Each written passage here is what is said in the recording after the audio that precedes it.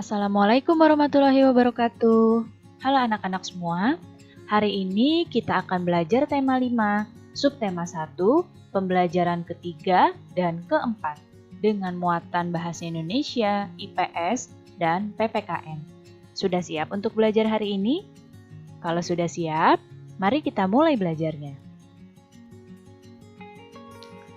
Nah, di sini ada seorang anak yang bertanya pada temannya, "Tahukah kamu cara meringkas teks?"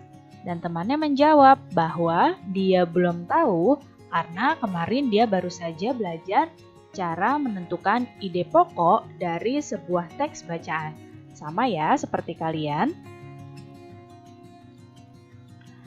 Nah, berikut ini adalah cara menyusun ringkasan teks.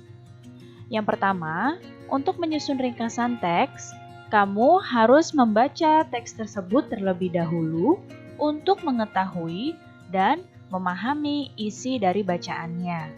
Kemudian, setelah membacanya, kamu tuliskan ide pokok dari tiap-tiap paragraf. Nah, setelah mendapatkan ide pokok dari tiap-tiap paragraf tersebut, kamu susun ide pokok tersebut yang telah kamu temukan menjadi sebuah paragraf baru. Nah, mudah kan cara menyusun ringkasan teks? Sekarang, yuk kita coba membuat ringkasan dari teks di bawah ini. Nah, ini adalah teks non-fiksi tentang letak geografis Indonesia. Teks ini terdiri atas 3 paragraf ya. Di sini lihat panahnya, ini paragraf ke-1, yang ini paragraf kedua, dan yang ini paragraf ketiga. Nah, pertama-tama kita baca dulu teks ini. Setelah dibaca, kita tentukan ide pokok dari setiap paragraf. Kita tentukan ide pokok paragraf pertama. Setelah dibaca, ide pokok paragraf pertama adalah letak geografis adalah letak suatu daerah berdasarkan kenyataan di permukaan bumi. Kemudian, kita baca lagi paragraf keduanya dan didapatkan ide pokoknya adalah letak geografis Indonesia berada di antara 2 benua dan 2 samudra. Kemudian dibaca paragraf ketiga, kita dapat ide pokoknya adalah Indonesia adalah negara kepulauan yang terdiri lebih dari 17.000 pulau. Setelah itu, kita buat ringkasan teksnya dengan menggabungkan ide pokok dari paragraf 1, paragraf 2, dan paragraf 3. Jadi seperti ini. Letak geografis adalah letak suatu daerah berdasarkan kenyataan di permukaan bumi. Letak geografis Indonesia berada di antara 2 benua dan 2 samudra. Indonesia adalah negara kepulauan yang terdiri lebih dari 17.000 pulau. Jadi, seperti itu ya cara membuat ringkasan sebuah teks. Sekarang coba lihat gambar yang ada di hadapan kalian. Nah, siapa yang tahu ini gambar pemandangan di mana? Ya, yang sebelah kiri, ini yang Ibu tunjuk panah, ini adalah gambar pegunungan, tepatnya di Gunung Bromo. Dan yang sebelah kanan, ini adalah gambar pantai, tepatnya di Pantai Pangandaran. Nah, pernahkah kamu mengunjungi tempat pada gambar? Atau pernahkah kamu mengunjungi tempat yang mirip seperti pada gambar?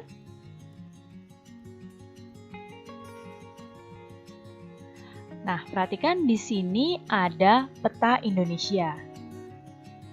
Nah, sekarang Ibu tanya, masih ingatkah kamu tentang letak geografis Indonesia? Ini sudah pernah kita pelajari pada tema sebelumnya, ya. Nah, letak geografis Indonesia ini di antara 2 benua.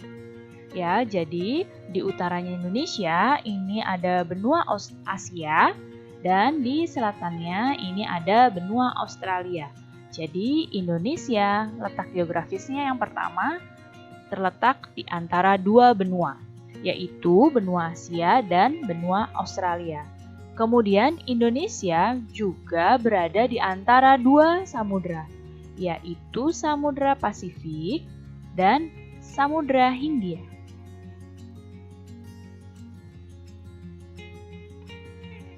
Nah, tadi kalian sudah melihat peta ya. Peta adalah gambaran permukaan bumi yang diperkecil pada suatu bidang datar. Luas permukaan bumi itu dapat diperkecil dengan menggunakan skala. Dengan menggunakan peta, kamu dapat mengetahui kondisi geografis sebuah negara, termasuk kenampakan alamnya. Sekarang dilihat lagi, kita akan bahas tentang unsur-unsur peta. Nah, ini ada peta Indonesia lagi. Lihat di sini, diperhatikan baik-baik apa saja unsur-unsur yang terdapat pada sebuah peta. Lihat, yang pertama yang Ibu tandai dengan kotak merah, ini namanya judul peta. Jadi, yang paling atas ini adalah judul petanya. Nah, kemudian yang ditunjuk panah nih, yang garis vertikal dan horizontal yang akhirnya seperti membentuk kotak-kotak ini, ya di peta garis hayalnya ini disebut dengan garis astronomis. Selanjutnya, perhatikan lagi. Nah, ini yang kotak yang ini namanya arah mata angin. Selanjutnya, nah yang Ibu kotak ini, yang Ibu tunjuk panah, ini adalah legenda. Legenda ini adalah keterangan dari simbol-simbol yang digunakan pada peta yang mewakili kenampakan alam atau objek yang digambarkan pada petanya. Nah, setelah itu ini bawahnya nih yang seperti simbol-simbol, ini disebut dengan simbol ya. Ini adalah simbol-simbol yang terdapat pada petanya. Dan yang ini, lihat panahnya lagi, ini namanya skala peta. Jadi kalau dalam peta itu harus ada skalanya. Jadi skala itu adalah angka yang menunjukkan perbandingan antara jarak sesungguhnya dengan jarak yang ada pada peta. Jadi unsur-unsur peta ada judul peta, ada garis astronomis, arah mata angin, legenda, simbol, dan skala peta. Indonesia merupakan negara maritim. Masih ingatkah kamu apa negara maritim? Ya, negara maritim adalah negara yang memiliki luas laut yang lebih besar dibandingkan dengan luas daratan dan terdiri atas pulau-pulau. Selain negara maritim, Indonesia berdasarkan kondisi geografisnya juga merupakan negara agraris. Negara agraris adalah negara yang sebagian besar penduduknya bekerja sebagai petani yang mengolah lahan pertanian. Sekarang lihat di sini ada peta Indonesia lagi. Nah, hanya saja di sini petanya lebih spesifik warna-warnanya. Nah, pada peta di atas ini kamu akan melihat adanya perbedaan warna. Ya, di sini di daratan nih, ini ada warna hijau, kuning, coklat muda, coklat tua, dan juga putih. Kemudian di warna perairannya, di sini ada biru muda, ada biru, dan ada biru tua. Nah, dari perbedaan warna tersebut, kamu dapat mengetahui kondisi geografis wilayah Indonesia. Nah, ini adalah gradasi warna peta, keterangan gradasi warna peta. Jadi, kalau warnanya biru tua itu tandanya laut dalam, kalau biru muda itu laut dangkal, kalau warnanya hijau itu artinya dataran rendah, kuning dataran tinggi, coklat itu pegunungan, hitam itu gunung, dan putih itu es atau salju.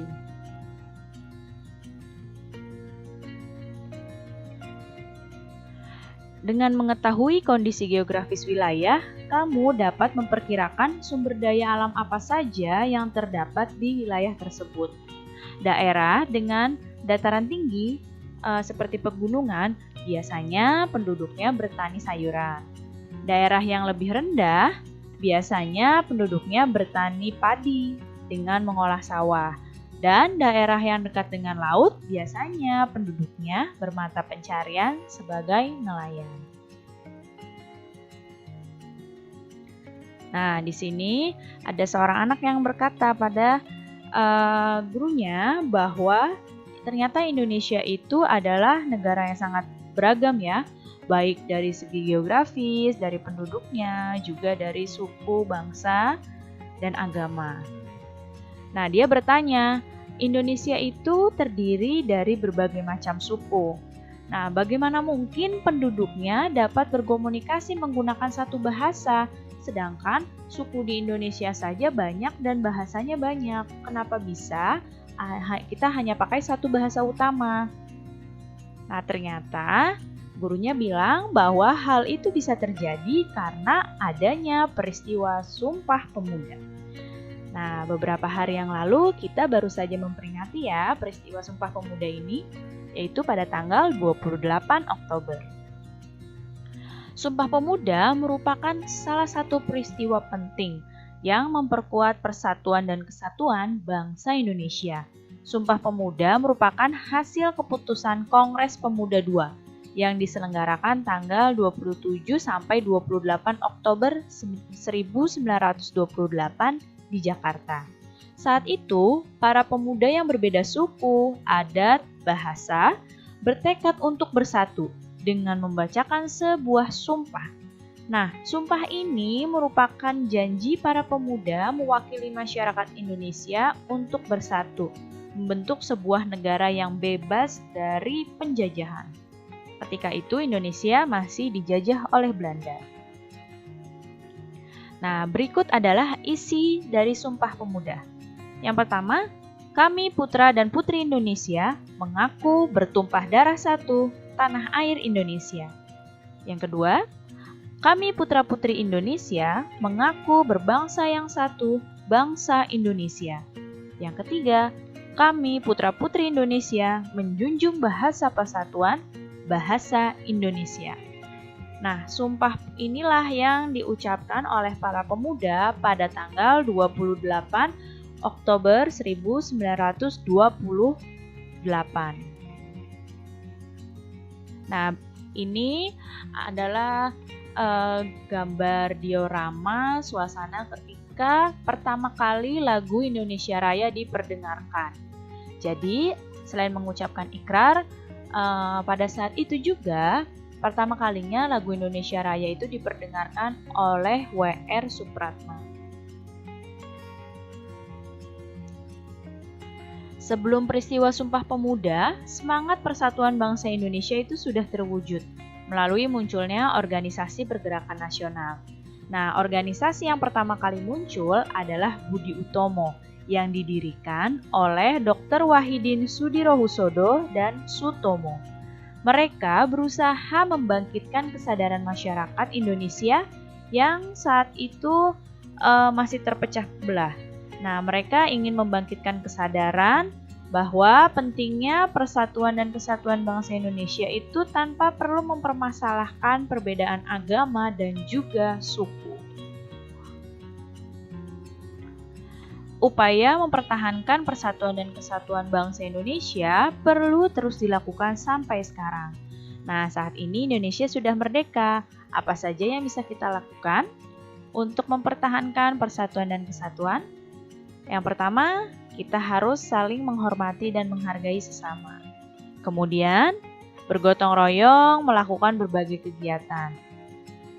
Kemudian kita juga bisa dengan memiliki sikap peduli terhadap lingkungan sekitar. Dan juga dengan cara menghargai pendapat orang lain dan memiliki rasa toleransi antar sesama. Jadi ini adalah cara-cara yang dapat kita lakukan untuk mempertahankan persatuan dan kesatuan yang sudah susah payah diperoleh hingga saat ini. Baik anak-anak, cukup sekian ya penjelasan Ibu kali ini. Mudah-mudahan kalian paham dan mengerti. Terima kasih anak-anak semua, sampai jumpa lagi. Wassalamualaikum warahmatullahi wabarakatuh.